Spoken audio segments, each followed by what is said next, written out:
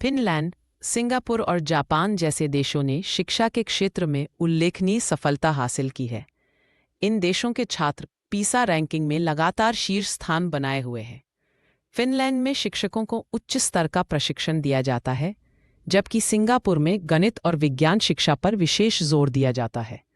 ये देश शिक्षा प्रणाली में नवाचार और छात्र केंद्रित दृष्टिकोण के लिए जाने जाते हैं। पारंपरिक शिक्षा प्रणाली जहां रटने पर जोर देती है, वहीं फिनलैंड और सिंगापुर जैसे देशों में रचनात्मक सोच और समस्या समाधान कौशल को प्राथमिकता दी जाती है।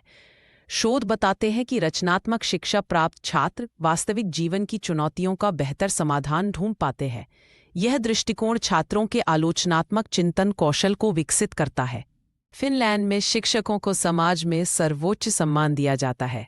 यहाँ शिक्षकों को केवल ज्ञान देने वाले नहीं, बल्कि छात्रों के मार्गदर्शक और सलाहकार के रूप में देखा जाता है। शिक्षक छात्रों की व्यक्तिगत ज़रूरतों को समझते हैं और उन्हें स्वतंत्र रूप से सीखने के लिए प्रोत्साहित करते हैं। यह दृष्टिकोण छात्र शिक्षक संबंधों को मजबूत बनाता है। सिंगापुर की शिक्षा प्रणाली प्रत्येक छात्र की अलग अलग सीखने की गति और शैली को पहचानती है। यहाँ छात्रों को उनकी रुचियों और क्षमताओं के अनुसार शिक्षण सामग्री प्रदान की जाती है।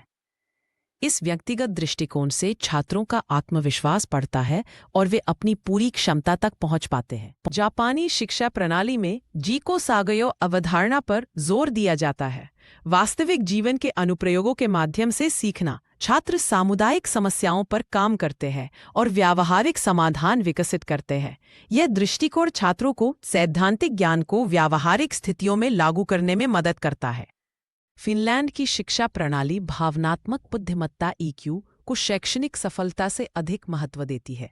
यहाँ छात्र सहानुभूति, संचार और सहयोग जैसे सामाजिक भावनात्मक कौशल सीखते हैं।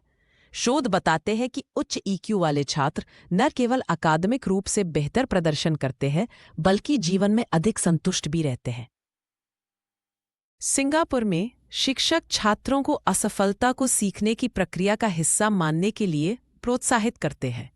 विफलता से सीखो कि इस संस्कृति में छात्रों को जोखिम लेने और नवाचार करने के लिए प्रोत्साहित किया जाता है। यह दृष्टिकोण छात्रों में लचीलापन और समस्या समाधान कौशल विकसित करता है।